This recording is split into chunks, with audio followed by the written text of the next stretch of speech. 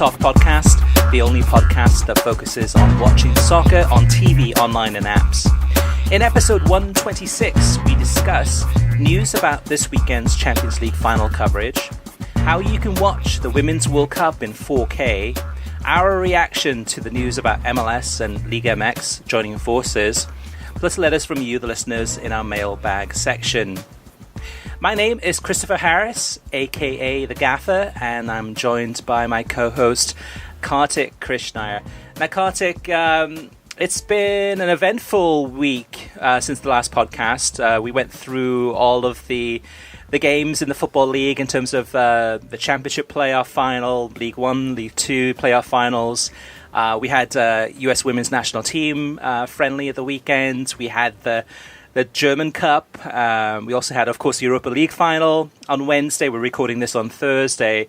And probably, of course, the Mexican Liga MX Clausura final, the two legs of that. So a lot of soccer from this past week and a lot of variety. Was there any game in particular that stood out to you as kind of the best one that you saw, the most exciting? That actually stood out as the best match. I don't know. I mean, I think probably the most entertaining match was Charlton-Sunderland. And it was partly that way because of the improbable own goal that Charlton scored inside the first 6 minutes. And that set up a match that was open from that point forward. Lee Boyer basically threw caution to the wind. And in the end, they got a late winner, and they were pushing. That was probably the most entertaining match. I'm not sure what necessarily the best match was. I thought the play of Chelsea in the second half of the Europa League final, partly aided by Arsenal's poor defense, but just the symmetry in the player movements in the attacking end, in particular Hazard, Giroud, Pedro, and Conte. When Conte pushed forward, which we now know is his position in this setup, and how well Jorginho dictated tempo of play. Some would argue, as I heard last night on the podcast, that Jorginho was brilliant because Mesut Ozil was a passenger, right? So essentially, he was playing without opposition. But I thought that was probably the best football I watched all week. Was the second half, Chelsea's performance between minutes 45 to 70. You saw the true nature of how Sarri's system works and could work if he's still there next year. It was interesting watching the Europa League final on TNT because this is the first match all season long in Europa League that we got to see on television. Prior to this, every single game was on BR Live or on the Spanish side, on television, of course, but the first English language Europa League game of the season. And we had a full suite of pre-match analysis and post-match.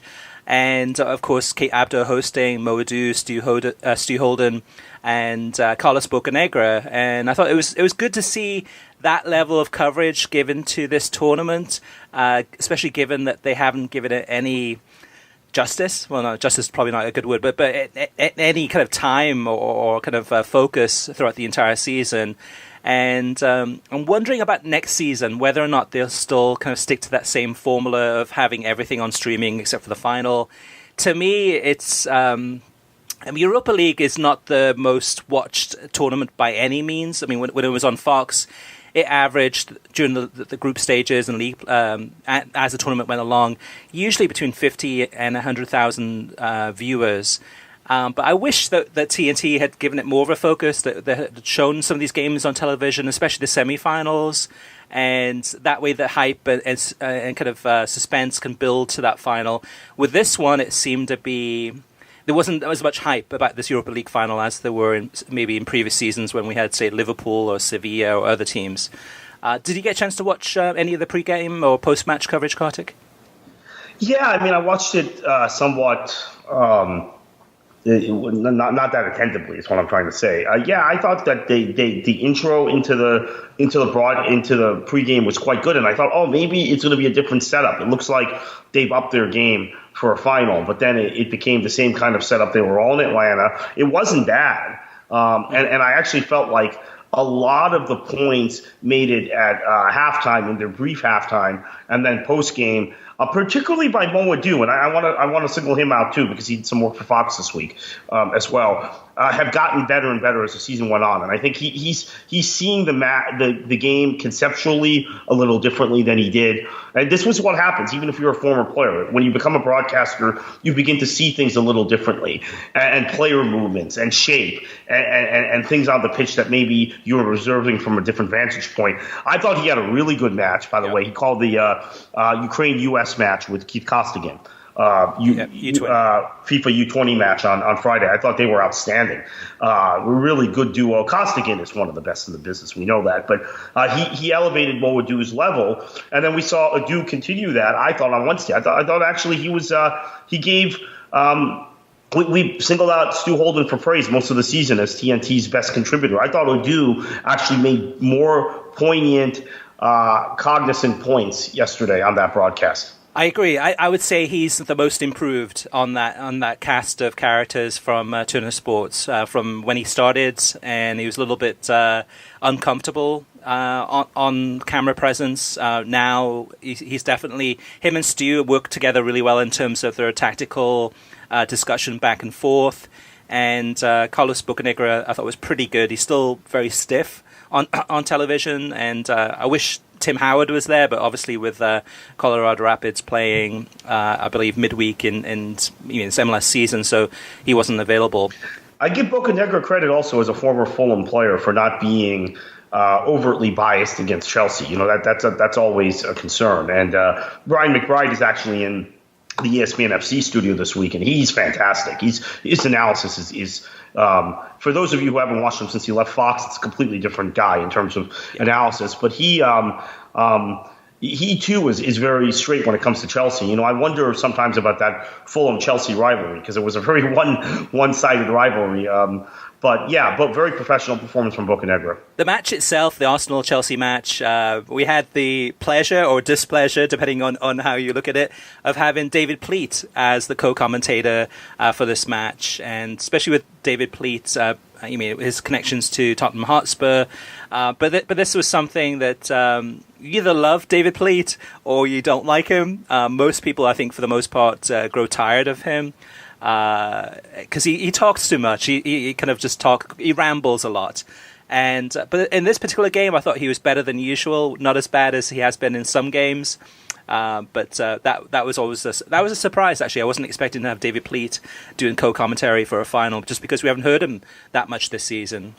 Yeah, I was actually pleasantly surprised. I didn't expect to hear him, and I have to admit this, Chris. I'm someone who had grown tired of him when he was consistently doing Premier League matches and FA Cup, League Cup matches.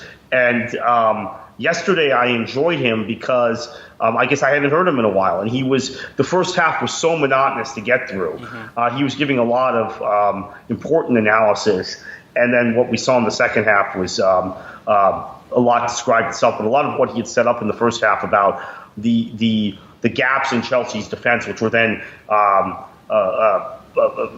plugged.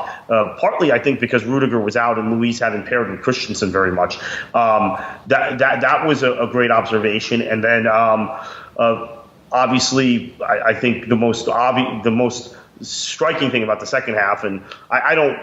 It's the whole season has been bash Mesut Ozil, right? So I don't want to get too deep into that, but Jorginho had and this is why you can see again, Sarri has come in for a lot of criticism about his obsession with playing Jorginho in the middle of the park, right?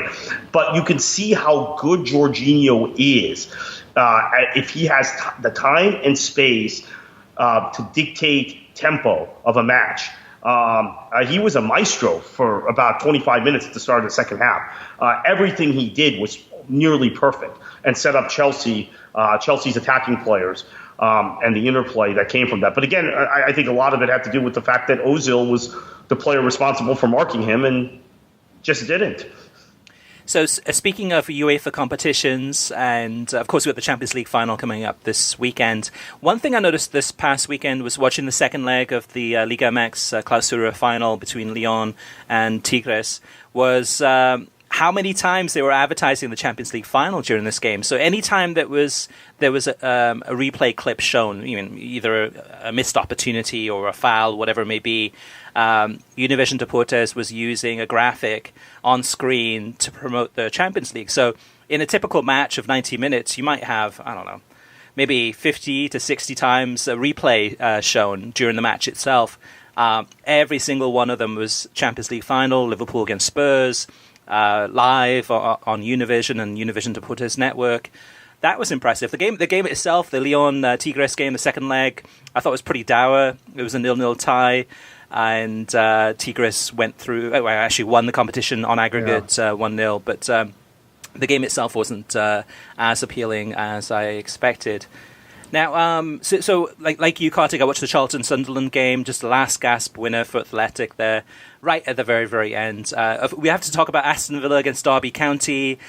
This match, I didn't pick up who was the commentator on this one. I'm not sure if you know, but it sounded like it was either Simon Brotherton or Guy Mowbray, and both of them sound so close to each other. Sometimes it's very difficult to tell the difference between the two.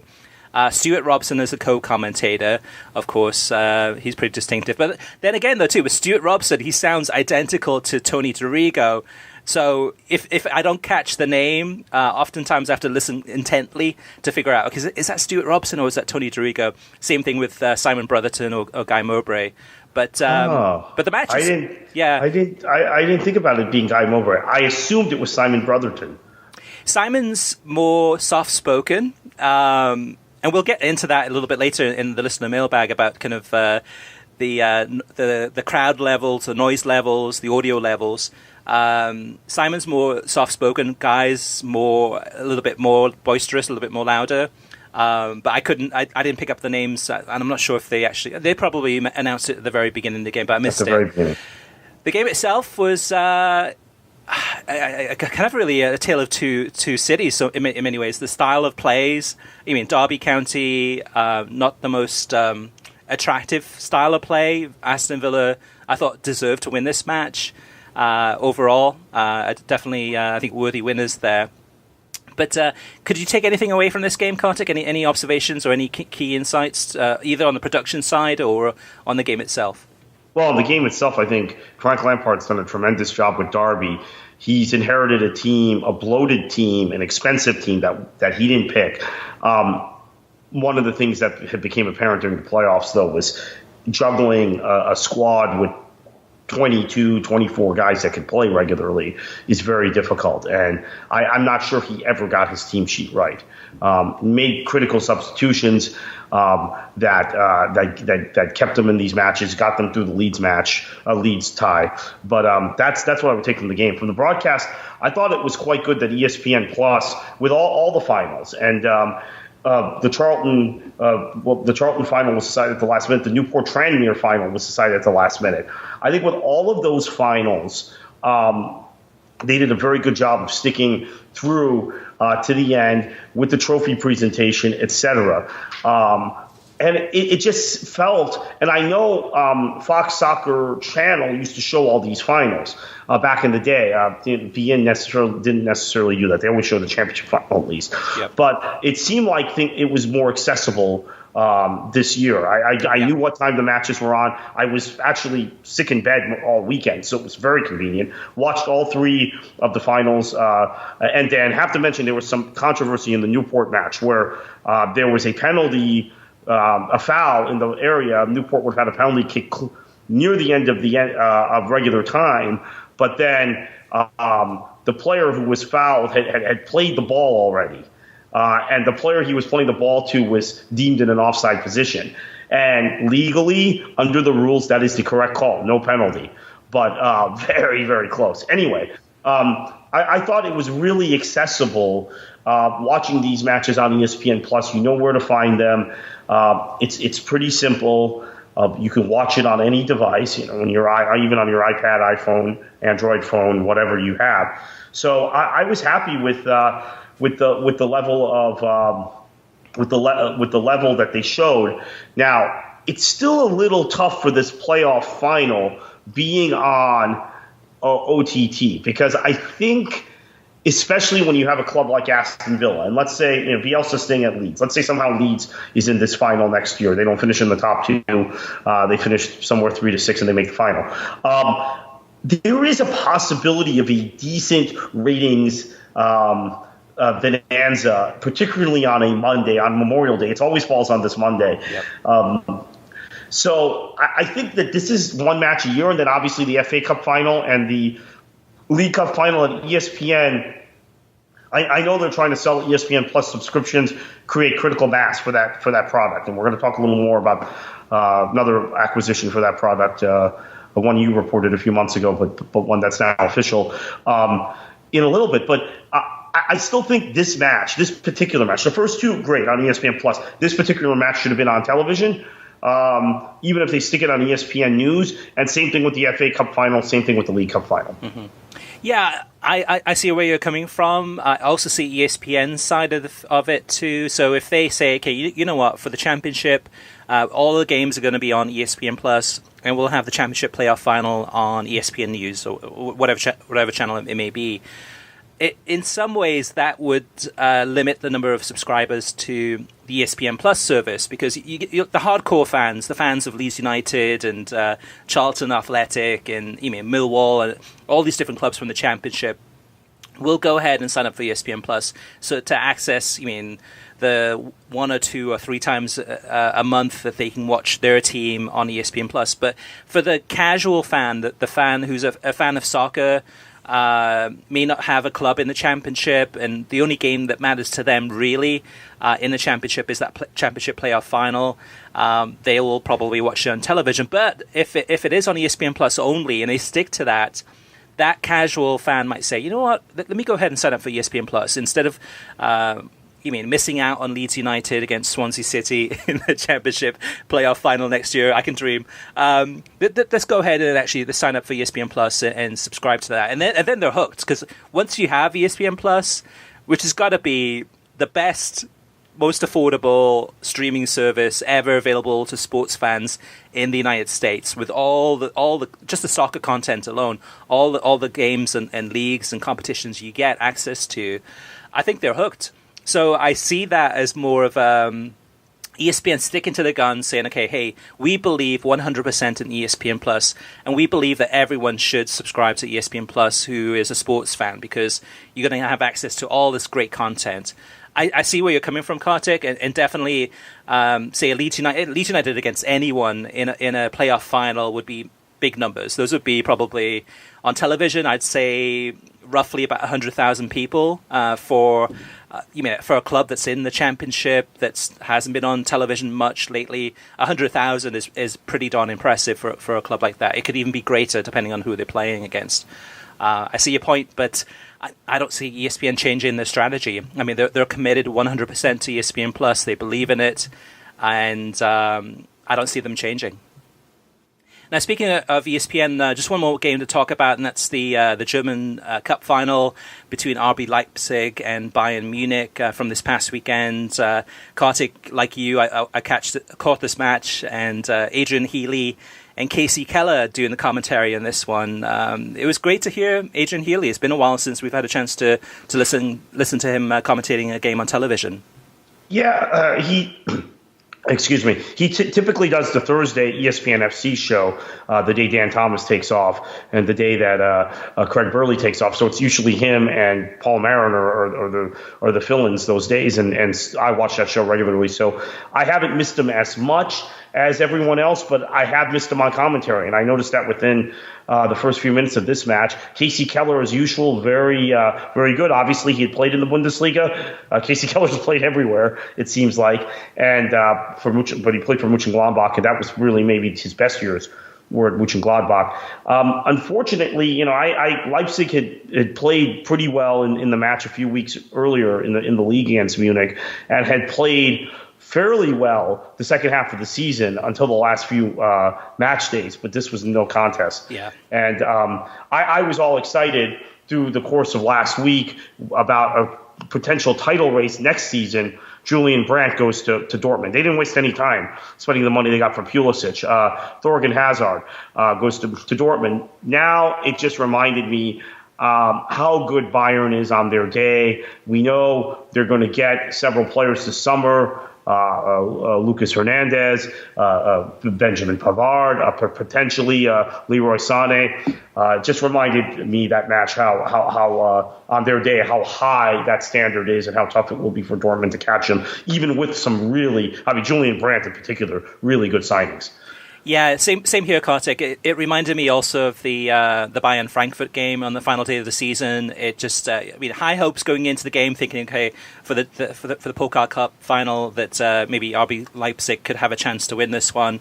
But maybe in the last 20 minutes of the game, in both the Frankfurt game and in this game against RB Leipzig, it just looked a one-way street. Bayern Munich was definitely in total control. And it looked unfortunate because it was like, oh, here we go again. Bayern Munich just kind of really monopolizing and just really in control. I'd love to see a contender like a Dortmund or somebody else also, a strong contender that's going to push them right to the wire to make it more exciting, to have those viewers hang on until the last minutes of the game thinking, okay, there's a chance here. We did not see it, unfortunately. All right, let's move on to TV streaming news, Kartik. Yeah, and I'll kick it off talking about the Champions League final, which everyone's excited about. BR Football Matchday will preview the final with a special 90-minute show live from the Wanda Stadium in Madrid at 1:30 p.m. Eastern Time.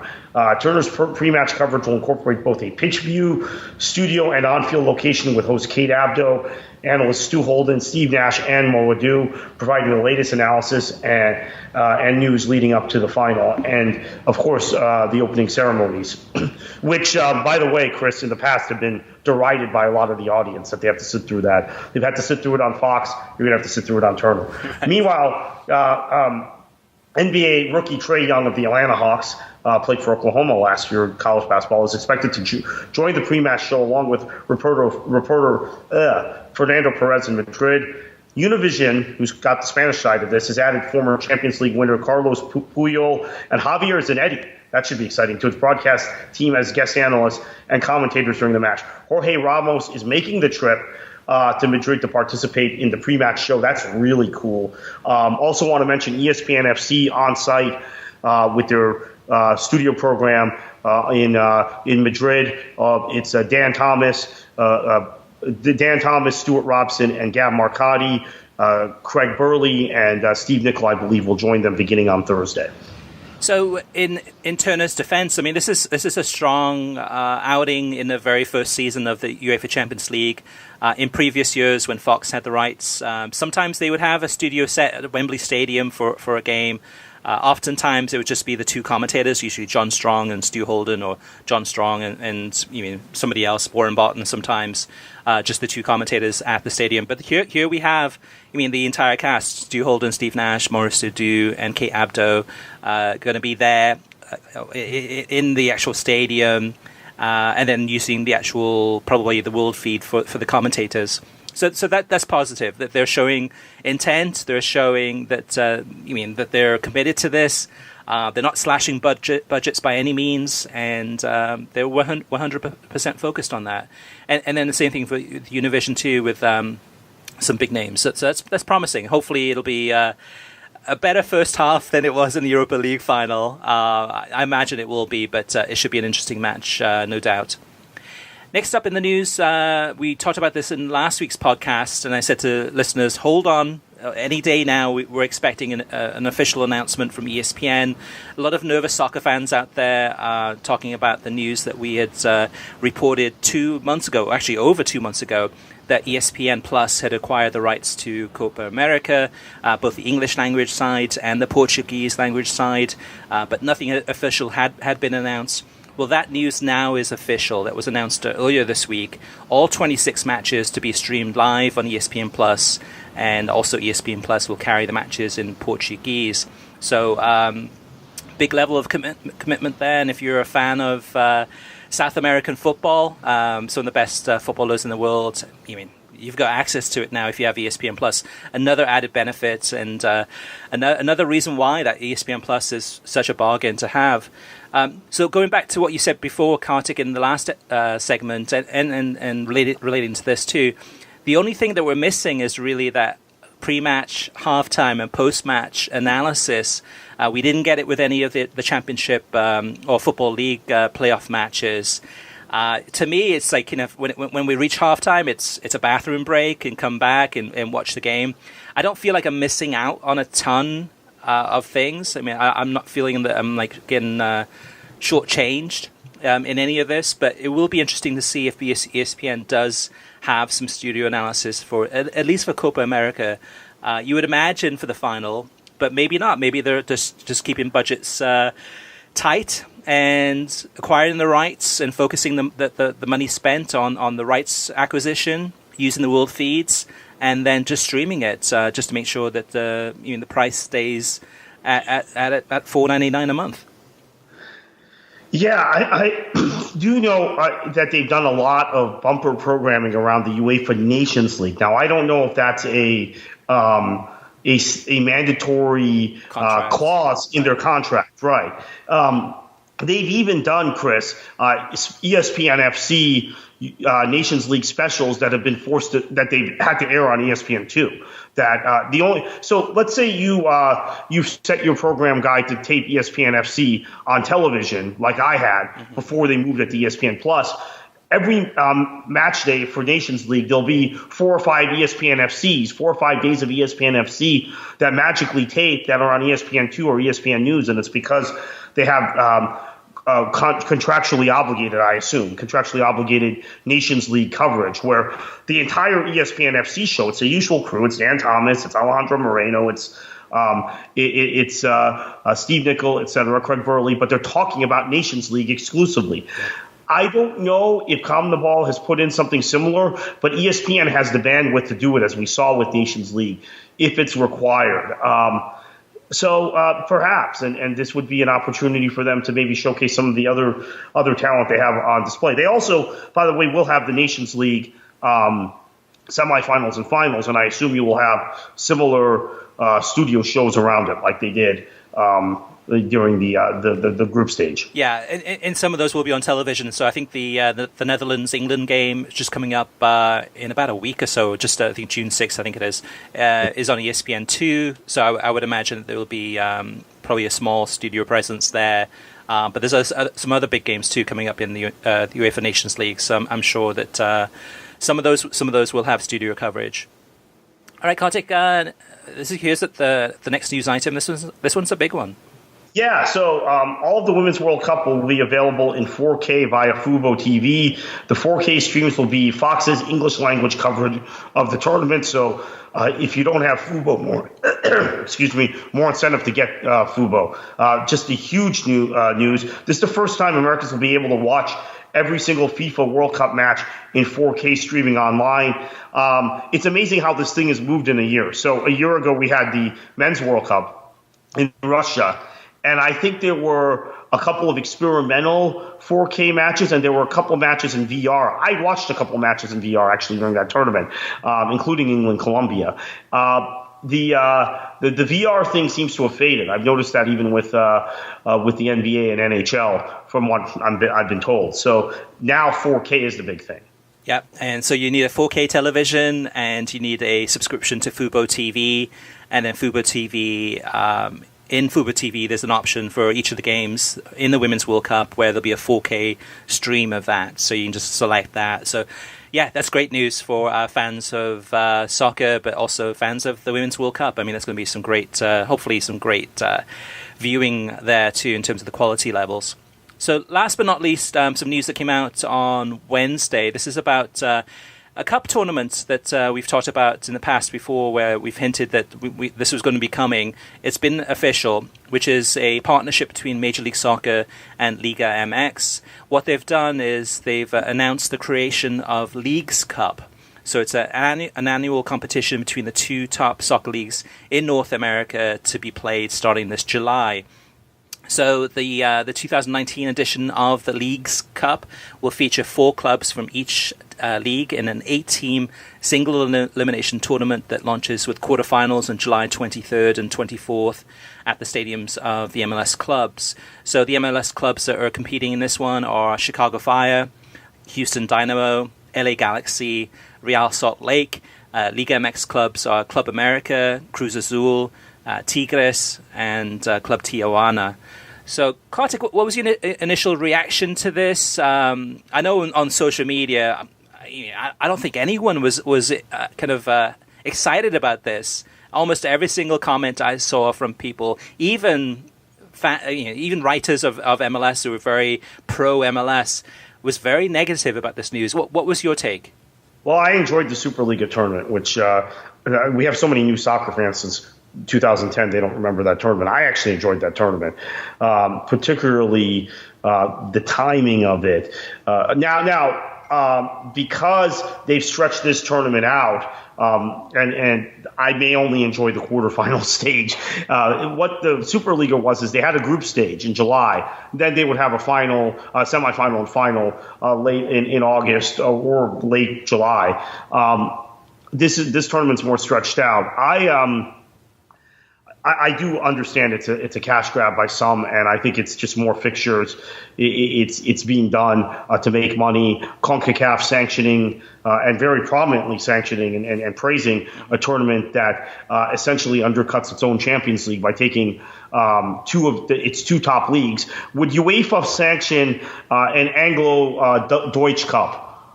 What would their thoughts be about that? If 4 Premier League teams played 4 Bundesliga teams in the middle of their seasons, right? I don't know that it would go over real big. I mean, we see how the Super League's going over there, but here, this sort of thing is just the way business is done. I'm not excited about it. I know it's a cash grab. I know it's another place where some and MLS are circumventing the established rules of this sport. It's another place where they're showing their control over CONCACAF, because some is also the marketing partner for CONCACAF, as well as for, obviously, Liga MX in the United States and Major League Soccer. They're part of Major League Soccer. They're owned by Major League Soccer.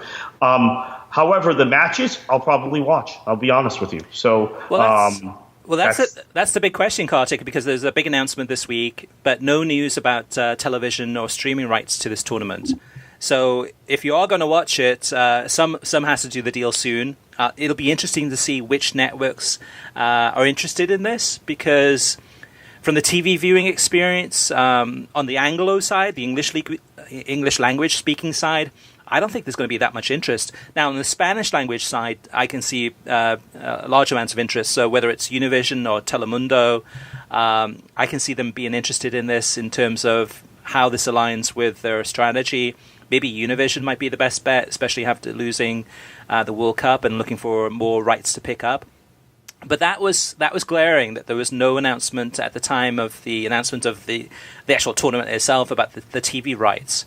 But looking at this, I mean, you mentioned that it's a cash grab, Kartik, and it really is. I mean, it's very transparent in terms of even the cities that they picked for the MLS teams are heavily Mexican-American or Mexican population. So you've got Chicago, Houston, Los Angeles, which are 3 of the biggest cities in the United States with Mexican-American populations, and then Real Salt Lake, which has a large catchment area there too. So what Major League Soccer is going for is really ways to boost the sum revenue, which has dipped quite a lot in terms of the U.S. men's national team crashing out of the World Cup qualifying. They're looking for ways to increase revenue. Quite frankly, International Champions Cup, taking those teams out of their purview. Some used to have a deal with Barcelona. They had a deal with Manchester United. They don't anymore. Chivas, who they were the marketing partner for in this country for a decade, some was. Every Chivas friendly in the U.S. was some. Chivas, I believe, is playing a match in the Champions Cup either the same day or the day after one of these quarterfinal matches. So that's another significant talking point.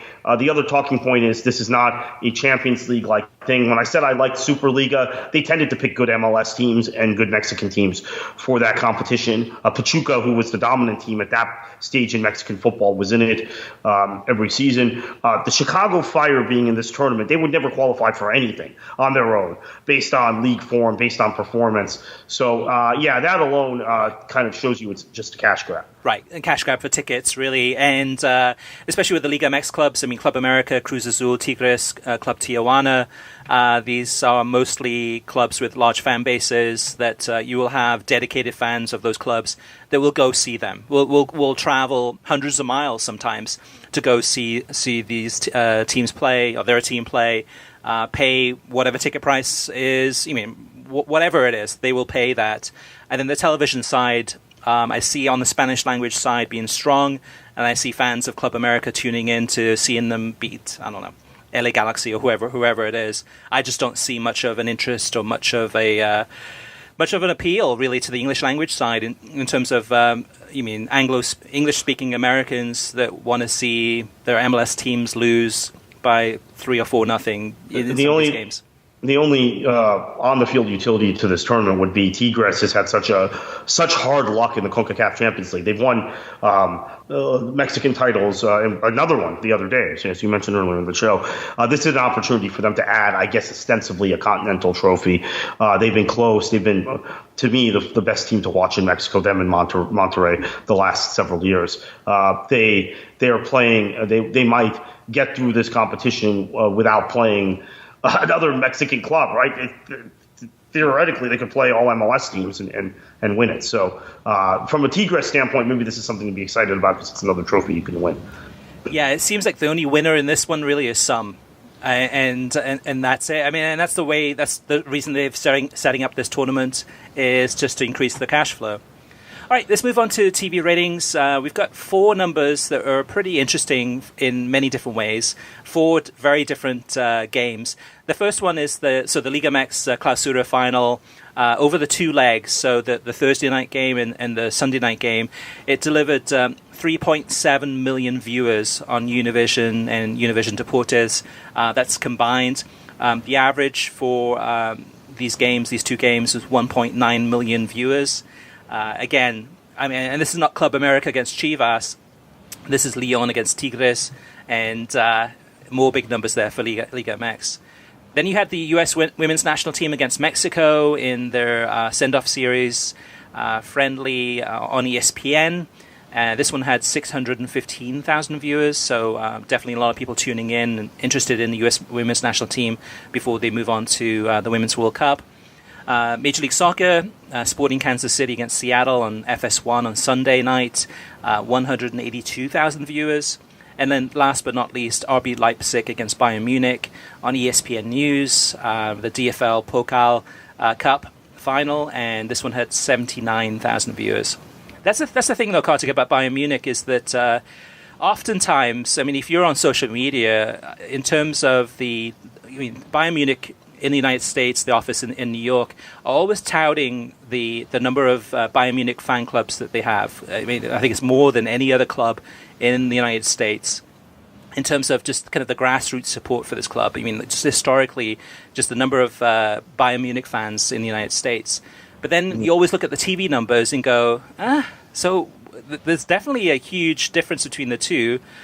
And any thoughts about why the TV numbers are consistently underwhelming, but yet the fan base is supposed to be really high? Which number is valid, or what happens in between those 2 numbers? Yeah, I just don't think that there are that many Bundesliga fans in the country. It's growing. The Bundesliga fans, and I watch that league. People who listen to this podcast know how often I watch that league. Yep. There just aren't that many fans. I got all kinds of hell on Twitter about a year and a half ago when I said there were more West Ham fans in the U.S. than Bayern fans, and it was just it was one of the worst days for me. I've had a lot of bad days on Twitter. That was one of the worst days. And then our friend Jonathan Starling, who used to co-host this show in many iterations ago, called me and said, you really could have substituted Fulham and you would have been accurate. And Fulham was still in the championship at the time. Mm-hmm. So I think sometimes fans of German football, and I don't know that Jonathan's right that there are more Fulham fans than Bayern fans, but there might be in the U.S. I think fans of German football, particularly Bayern, tend to over exaggerate and have a diluted sense of how popular their club is in this country relative to the top Premier League clubs, relative to Barcelona, Real Madrid, even I think the top Italian clubs, or the three big northern Italian clubs, probably have similar support as Bayern. And then, again, I'm going to say, I think Everton, okay, so the top 6 Premier League clubs, maybe not Man City, but the other 5, and I include Spurs in that, more support than Bayern. I think West Ham, Everton, maybe just West Ham and Everton for sure have more support in the U.S. Among other Premier League clubs. Although, I'm finding Wolves fans now. I'm finding Watford fans now. It's the power of NBC and the power of that league and the common language. Bundesliga is doing a better job communicating. And I think you're seeing a growth in fan bases for particularly Borussia Dortmund and Eintracht Frankfurt in this country because of the atmospheres around those grounds. But I just don't think there are that many Bundesliga fans, unfortunately. Yeah, and the ratings show us that. Right, and the challenge is there's only so many leagues and only so many clubs that we can follow, that we can watch. I mean, we're all busy. We have our day jobs, and we have our jobs, and we have our families or our life. So as much as we love to watch soccer, we have to make, well, not sacrifices, but we have to make choices in terms of which club do I support. Okay, so maybe I'm interested in Serie A also. Is there a favorite club that I have there? Even in the Premier League, do I have a second favorite club? Do I have a club that I kind of always enjoy watching? Wolverhampton Wanderers would be it this season, and last season too in the Championship. So maybe you have your local MLS club, maybe you have a Liga MX club that you look at, or maybe you have a Bundesliga club, or St. Pauli, or whoever it may be. It's not easy for the Bundesliga, but I do feel that I agree with you, Kartik, that there's a inflated sense of even kind of fandom for Bayern Munich in the United States. Yes, there's a hardcore, strong base there. But there are challenges to grow that base. And I kind of see, looking at the TV ratings, I don't see much of an interest outside of that hardcore audience. All right, moving on to listener mailbag. JP says, I have to disagree with Christopher on La Liga's best case scenario being multiple networks. It would make finding matches confusing and likely dampen viewership versus going with one network. Imagine having to figure out whether the match you want to see is streaming, cable, or over the air for every single match and which service for each. And I'll pause there for a second, JP. That's exactly what Major League Soccer is. You mean Major League Soccer going into every weekend, unless you're looking ahead at the TV schedule or the streaming schedule, you have no idea if your club's going to be on streaming, TV, or which channel. Let me jump in there for a minute, Chris. And I realize this because I'm getting accused now by people saying you're not watching much MLS, which is true. 2015 and 2016, I watched more MLS than I wanted to. I did a lot of it out of obligation, but I knew when the games were on because those were the 2 seasons after the start of the new contract where ESPN and FS1 had essentially picked Sunday nights. And sometimes they flipped 5 and 7, which one was on which network. But you knew when the nationally televised games were going to be played. You don't anymore. Mm-hmm. So if I happen to know an MLS game match is on and I'm available, I watch it. But generally, I don't now. So that's a very, very valid point. So JP continues. He says, the only way it could work is if the deal...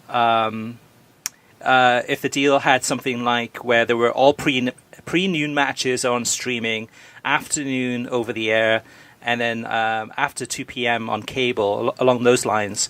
It only works if the cable or over the air or streaming are provided by the same distributor like NBC and Fox do. Otherwise, it becomes just a mess. Please no to that idea. Which, again, GP, goes back to what Major League Soccer is now. It also goes back to what the Premier League was before NBC had the rights, when it was shared between Fox Sports, ESPN, and Setanta. So you had 3 different broadcasters, each of which had different streaming providers, each of which had different games that they were showing. Yes, it was confusing at times. I mean, you really had to look at the schedules to figure out, okay, which game is going to be on which channel or which streaming device. But that's the way it operated. Ideally, for me personally, I'd love to have one network that provides the English language and Spanish language and the streaming for La Liga. But I don't see that there is one network that has all of that, where they're strong on both the English side and the Spanish side. Which is why I said that, Univision maybe on the Spanish side, and then maybe ESPN on the English language side, and then ESPN Plus for the streaming. And then he says, regarding beIN Sports, you both seem pessimistic on their chances of keeping La Liga and in turn remaining a viable network. This saddens me, as they're honestly one of my most watched networks. Do you think it's possible they can be purchased and rebranded by another media company that has more clout to demand carriage? Maybe Turner wants a dedicated channel for sports rather than using TNT, and they buy beIN Sports.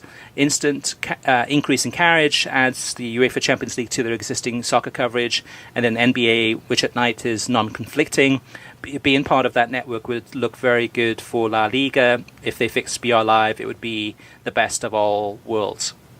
So, JP, ideally, yeah, that'd be great. That would be good news. I don't see it happening for two reasons. One is that the company that owns TNT, Turner Sports, was recently acquired, and they are already going through and looking at ways, Time Warner, looking at ways to downsize. So they've laid off a lot of executives. They're looking at more consolidation. They're looking at HBO, changing that around.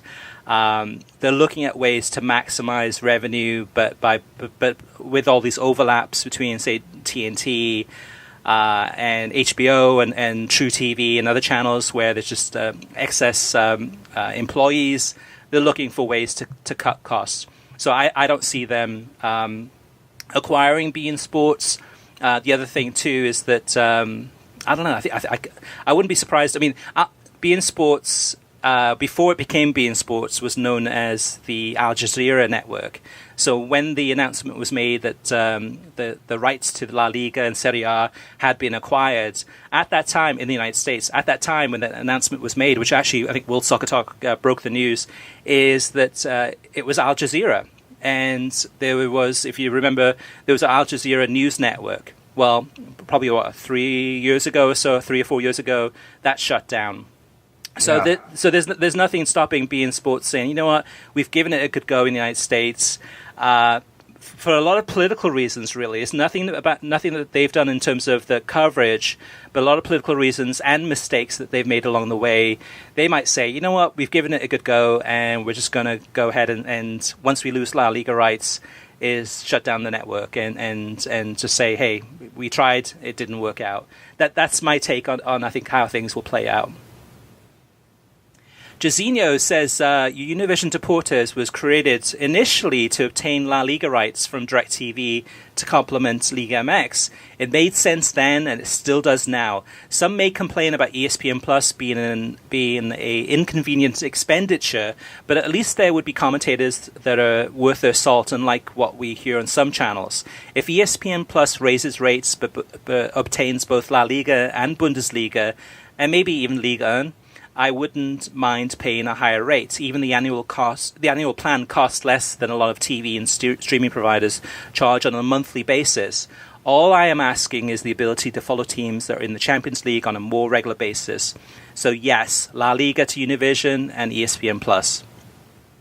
Martin Mulcahy says, I believe MLS can actually use the screwy game calendar to their advantage. As you know, in Germany, there are many fan friendships between clubs. My team, Karlsruhe, in second division now, I go to and support Hertha Berlin when they are in the region, especially against Stuttgart. Could MLS try to establish some relationships between MLS and Bundesliga clubs? Something along the motto of, your team has the summer off, come follow an American club during your vacation. MLS says they want to be an international league, but I don't see them working for brand recognition in foreign markets. I do not think this would work with Premier League clubs or fans, as they are not used to such relationships. Plus, most Germans appreciate American culture, despite setbacks in that area. Kartik, this is interesting because I'm sure you remember this too, because you have an encyclopedic memory.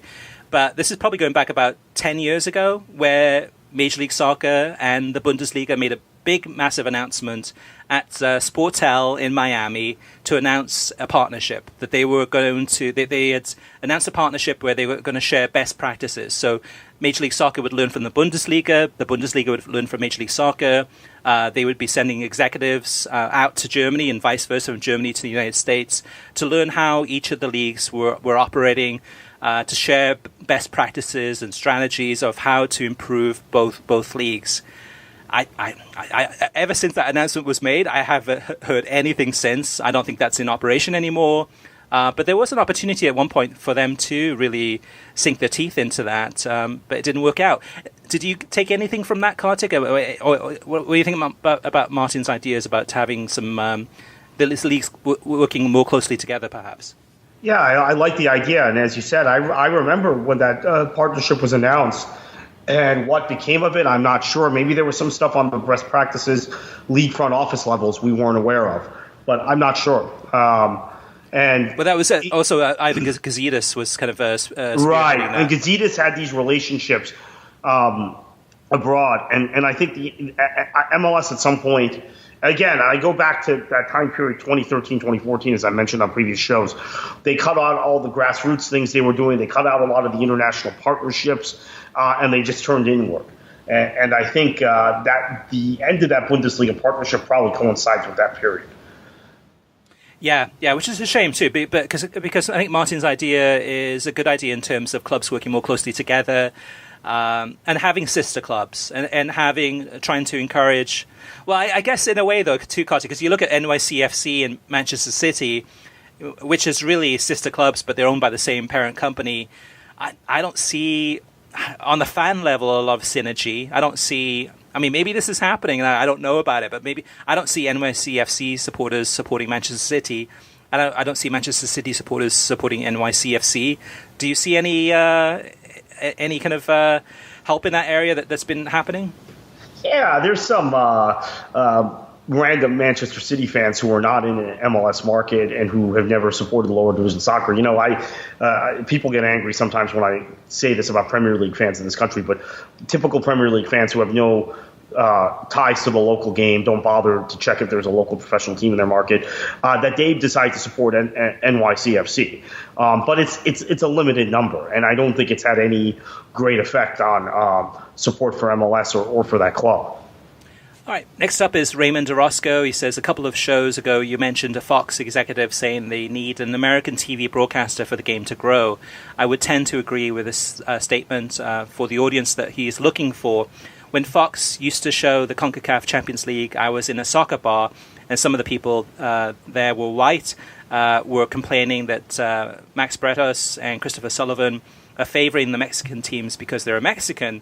I then had to tell them that they were not Mexican, both are American, and one was a former 1990 World Cup player for the US.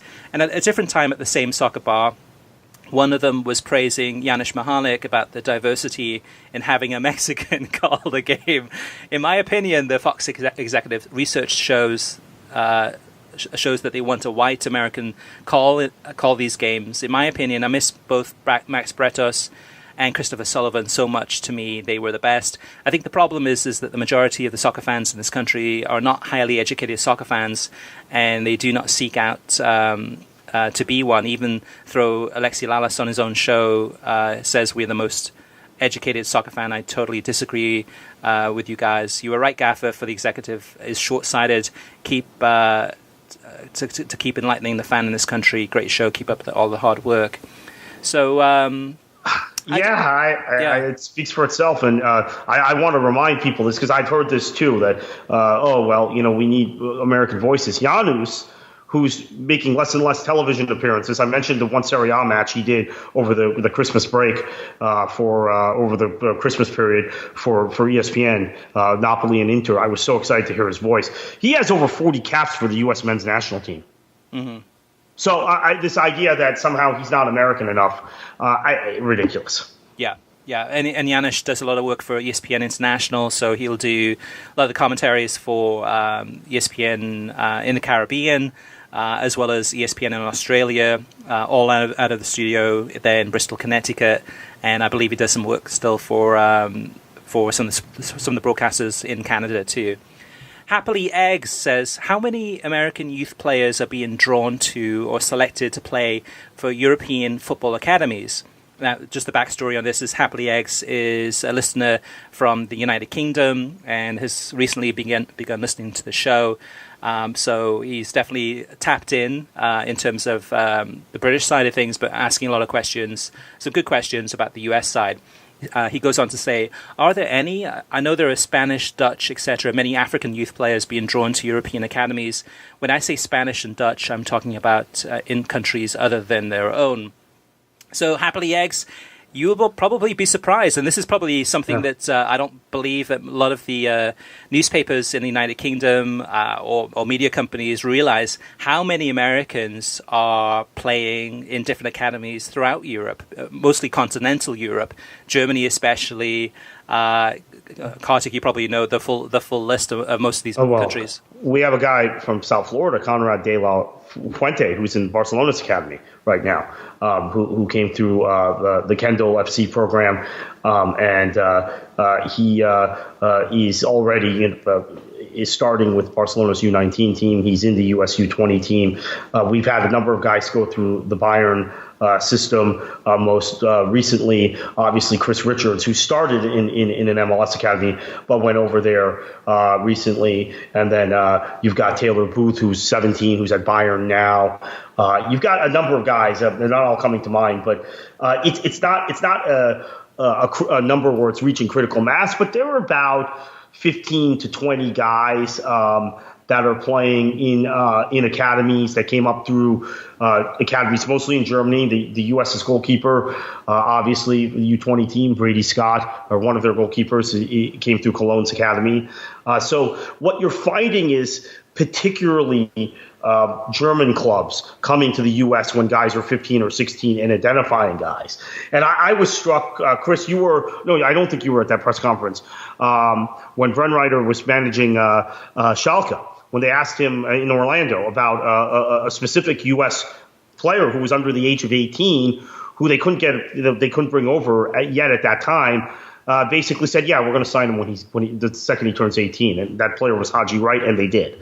So there was a lot of particularly German clubs doing scouting at the youth level in the U.S., and it's just intensifying, which is why even after Jurgen Klinsmann departed as U.S. men's national team manager, you're seeing an increasing German flavor to the U.S. men's national team, just because so many of those guys are playing their most formative years of football, not domestically, but in Germany. I think the number is actually much greater, though, Kartik, too, because, I mean, just of one example, just locally here in South Florida. So one of the kids from Weston who had, I think he's either 10, 11, or 12. He's young, but had a tryout with Benfica. And looks like Benfica's very interested in signing him. You mean to be on the Benfica academy there, too. And that's something, though, too, that from Miami to Lisbon, as far as a direct flight, it's not that far, really, when you think about it. And there's a lot of clubs from Europe that are looking at the United States as an opportunity, kind of a growth market, where a lot of the U.S. clubs, a lot of the Major League Soccer clubs are not doing a good job of scouting. And you have these European clubs looking at the United States, looking at the playing level of a lot of these American kids, and the potential, too, of this country. It's such a huge country, and there's no way that Major League Soccer can have scouts throughout the entire area. So it's an opportunity for a lot of these clubs, the Bundesliga especially so, is to pick up these young players, give them an opportunity to shine in Germany or in Portugal or wherever it may be, and turn them into star professionals. So, great question from Happily Eggs there, too.